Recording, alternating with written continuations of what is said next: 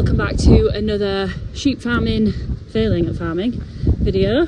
Today we are trying sugar beet for the sheep. It's not something we've ever fed. I've fed the horses sugar beet for years, but I've never had the sheep on it. So we've got a mixture of lamb fattener and sugar beet, and this is hopefully going to fatten the show sheep ready for Great Yorkshire Show in a month's time. So yeah, come on down, let's see what happens. So it's a firm yes from the valleys.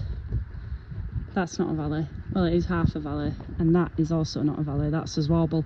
But it's a firm yes from the valleys, but an absolute categoric no from the Suffolks, which has shocked me because Suffolks are so greedy. No offence, Meredith. They're so blooming greedy that I thought that they'd be thrilled to have some different food, but no. It is quite common now. Obviously, this Suffolk's going for it. It is quite common to feed sugar beet to valleys, so they've possibly been fed it in previous homes. Maybe, I'm not sure. Yeah, that one shocked me. Just fed the cats, so there is no longer any cats actually in here. The cats are now rogue. They're living out and about. So I put the food in here, biscuits there and water there, and then what I tend to do is I'll hide some like little treats up and around here and things. And they're eating them every day, so they are coming back. We have spotted a couple just around. Tom spotted one down in the woods at the bottom of the land, so quite far away really, but yeah, we'll see. I'm yet to actually catch any of them on video. 2 million miles later, and I finally found two of the horses. Erin is headed up onto the top piece of land because the other three are up there. Just come to see what they're up to.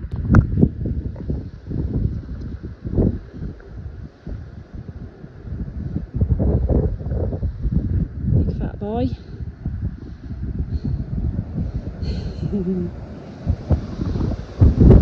little friend.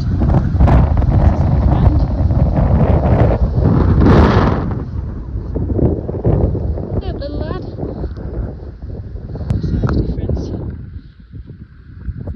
Miko is a glorified Shetland pony with boots on.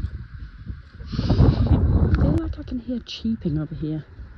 And it's not in this funny little room.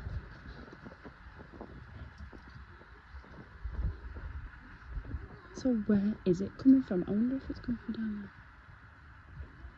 there. It stopped. Where is it? I'm not entirely sure what I'm hearing. But I can definitely hear cheeping.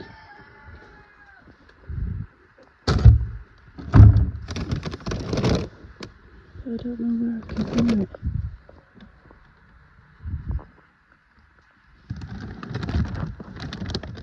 Definitely some cheeping going on in here. Got a little nest there, but weird. Found them. Hello. Hello, little person. So she's got a nest in there, and we've just had a black one hatch, which means the rest of them will be due. The silly thing is, I have absolutely no idea what mum it is. There's one white feather there, which makes me think possibly one of the white stars, but they don't usually clock. But we do have some hybrids, so I will wait and see. Mums can leave the babies for sort of an hour and a half. That is quite common, and she will make her way back and she will make herself known. But yeah, just for now it's pretty interesting. Come on, Maeve, you go find your potty. Maeve's desperate for a wee. I don't know which one of these is the mum to the chicks that are hatching currently, but she should probably get back to work wherever you are. There's all sorts going on in the labour ward. Hurry up. So whoever it is here, and the chicks are in the piggery over there at the end of the house. Erin's just nipped around the back of the barn because I've decided, although there is 2 springs in this field, one spring, let's say, in this field, on this massive piece of ground here, the valleys are looking very warm, and I just thought I'd just make it that bit easier for them by filling up a bucket at the bottom of the hill here. So, oh, turn it off.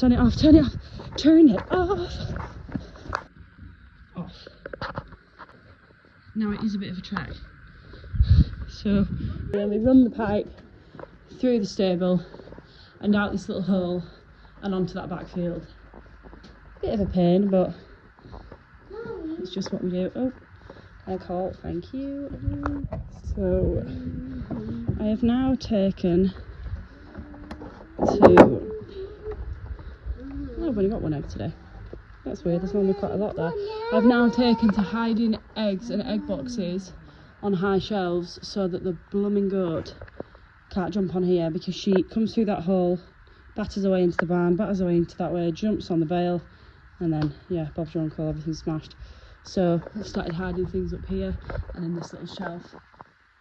Around here, not good, is it, when you're a prisoner on your own farm? And there is your size comparison. That is not a duck egg, that is just a white star egg, which are tiny little hens in comparison to like your Warrens. So there is your size difference. So these guys are doing well. These are the 5 chicks that she hatched a couple of videos ago. They're doing really well. You can see obviously there's a mixture of breeds, so everyone always assumes that they're all her children, which isn't necessarily true.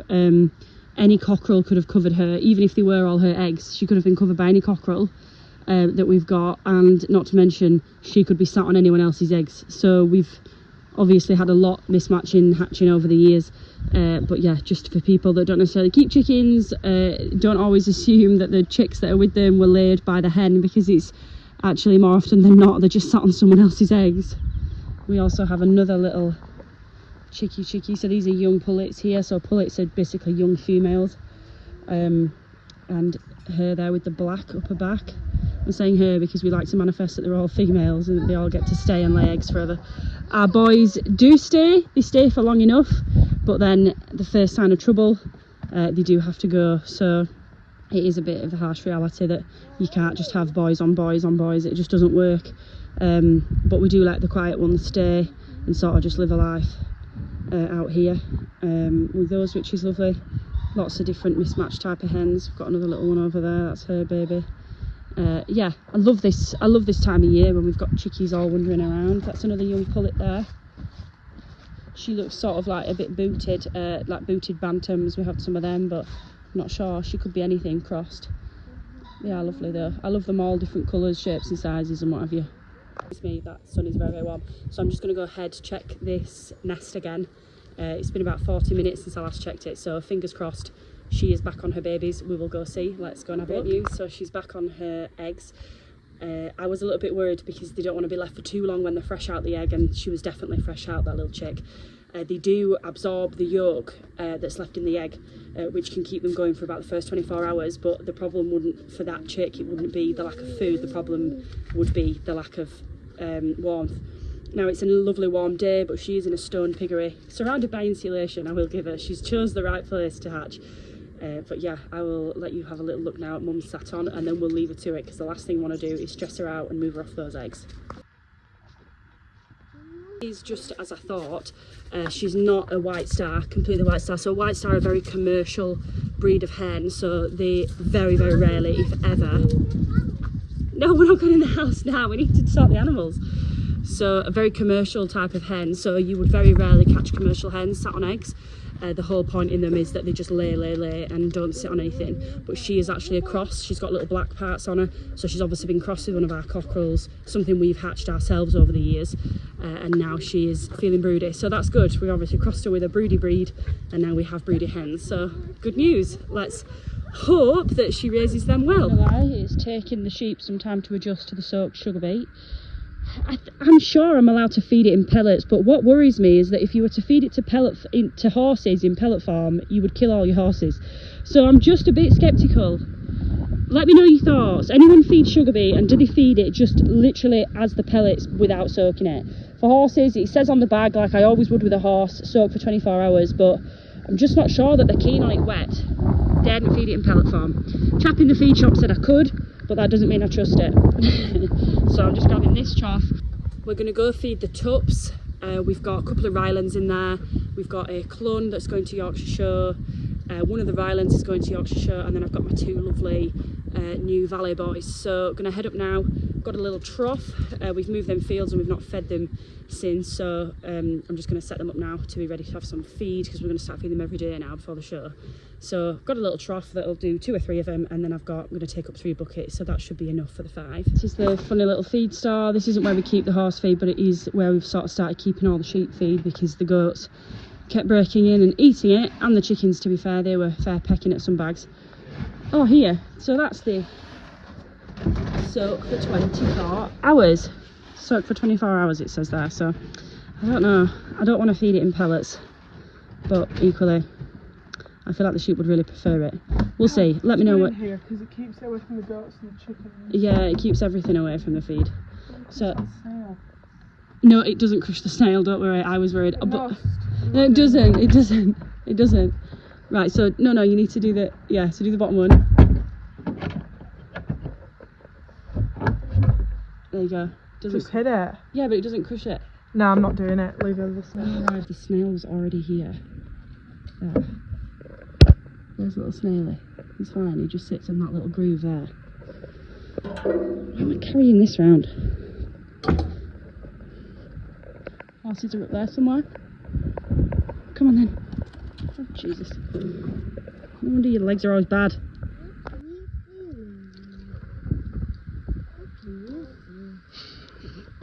We've run out of room. Back in your seat, please. Arms in your straps. Thank you. We have run out of room in the car, so I'm going to try and balance these bad boys on the roof. Let's see what happens. Bye, goats. Well, they stayed on the roof, so that was impressive. He didn't. That was impressive. Kind of shocked myself. These actually aren't our sheep. These are just the neighbours that keep escaping in through a top gate.